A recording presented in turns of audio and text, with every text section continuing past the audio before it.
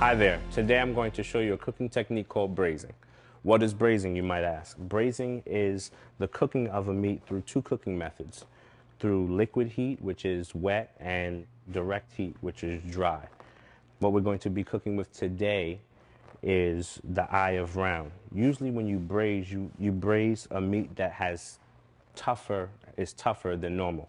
And it's also less expensive. So if you find it in the store, it's something that you can, you know what I'm saying, buy for less money, but it gives you a great flavor. All right, so today we're going to be using the eye of round.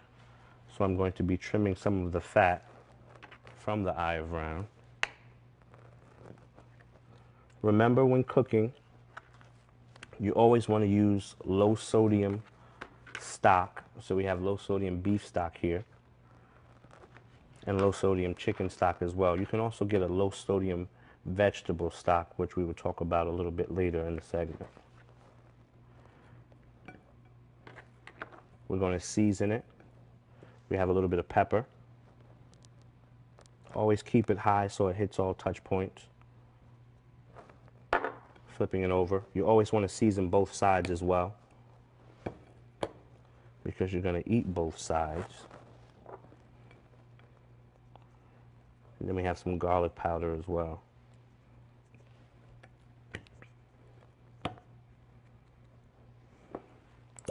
All right. Oh. So we're going to use a little bit of olive oil. We're going to put it in the pan. Make sure the pan is a medium heat. Then we're just going to sear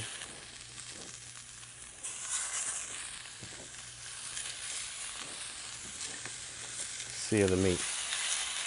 What you want to do when you sear is you're going to lock in the flavor. So you're going to sear it on either side for about 5 minutes. You can use tongs, a spoon, or a knife. And what you want to do is you just want to let it sit for a little while and get a sear. Once we turn it over, you'll see a nice caramelization or sear on the meat, and that's what you want, because you're searing in the juice, you're searing in the flavor. And then what you want to do is you also want to save that juice that's reserved in it, and you can use that as a jus or a sauce for the meat. A misconception about when you're searing is that you put it in a cold pan. You never want to put your meat into a cold pan. You want to make sure that your pan is nice and hot, so your oil gets hot so you can get a nice sear. If your oil's not hot, what happens is the meat absorbs the oil, and that's not what you want to do. So it's going to get a nice sear, again, 5 minutes on that side. You can take a spoon and just lift it up. Want a little bit more sear on there.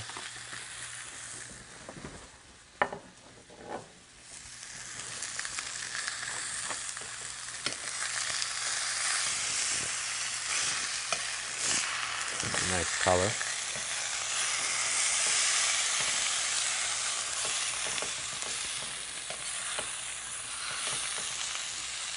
Want that nice color on there, and then you're gonna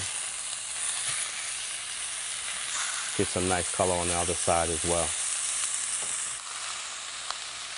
A nice sear.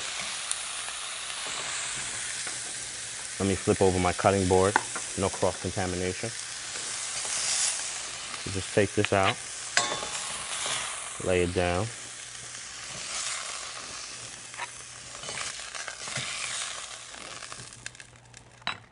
Just a little bit more oil.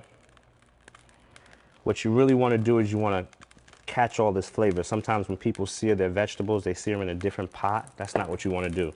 This is going to be like deglazing your pan. So you're going to take your onions and you're going to put them in there.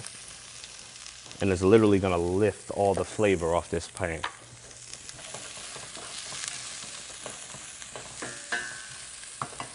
Just let that go for a little while.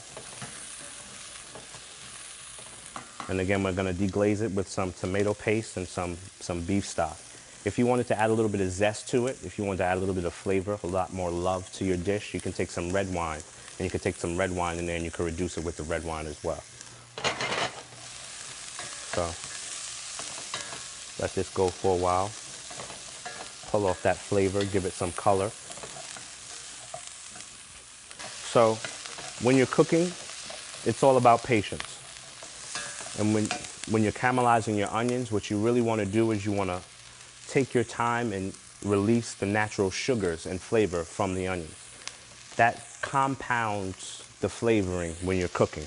A lot of people just cook and cook and cook, and it's not about the fast pace. What you want to do is you want to make love to your food, and love takes time and patience. So what you're going to do is you're going to lift all these flavors off of the pan.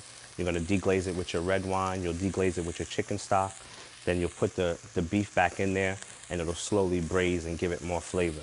And when you're using the liquid, you don't want to use too much liquid. You just want to use enough to cover, because you don't want to boil it. It's a braise, so it's a nice slow process that makes the meat nice and tender. Again, these are low cuts of meat, low grade meats that you're going to add some love to and some time and some temperature to make them nice and tender and give it that flavor that you want. So let's add some tomato paste.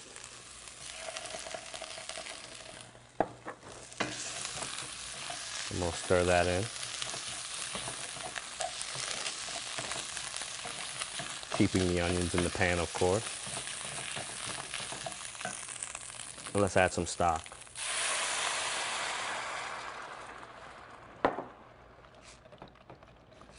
Once that breaks down,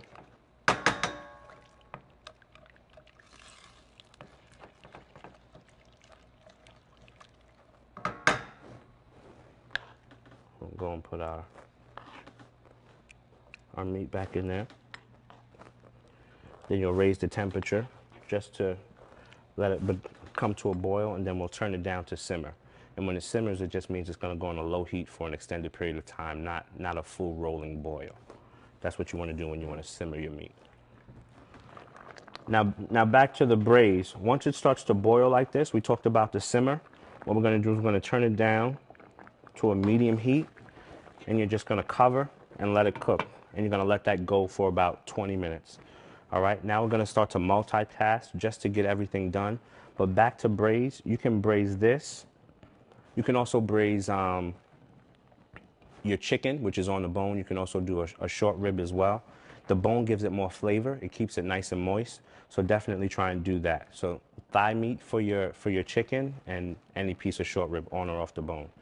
Now we have another pan over here getting nice and hot. Remember, high heat, a little bit of fat, and we're going to do some vegetables. So we're going to take our zucchini and our green beans and put it in a saute pan.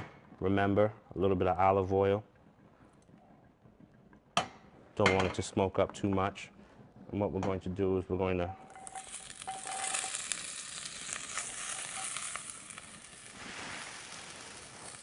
if that ever happens, just pull it off the heat. Let it cool down a little bit. We'll take some more vegetables.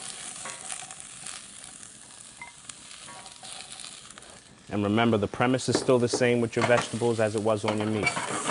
So you want to sear it a little bit, let it get a little bit of color.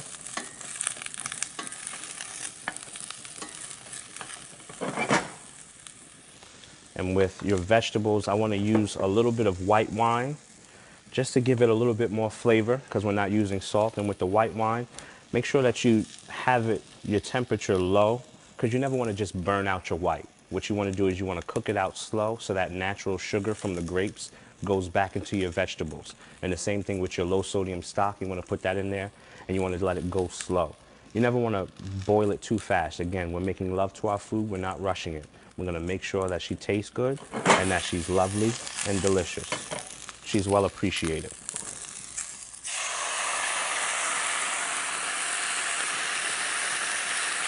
Cooking out that white.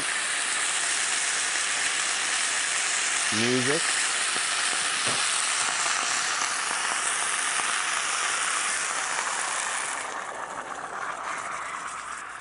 And then adding your stock. And then again, just like you did with your meat, once this comes to a boil, then we'll simmer it down for about 20 minutes, and then we'll cover it. Then that'll be good. Always watch. Watch and learn your food. You can't just walk away. If you walk away, sometimes it'll begin to boil too much, and you don't want it to boil too much, because when it boils, it's not that braising that you really want. You want that slow, that low and slow.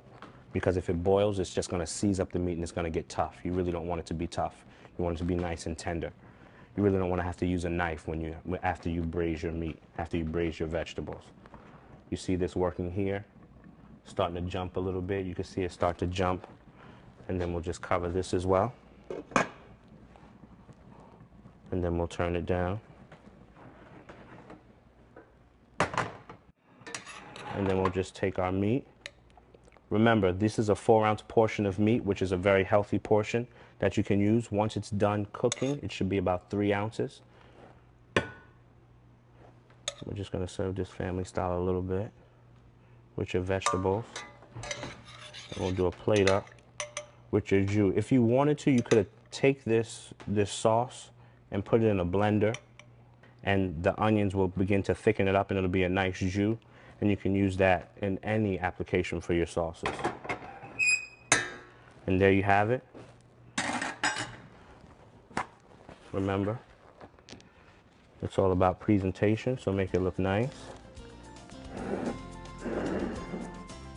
And there you are. You have your braised vegetables and your braised beef eye.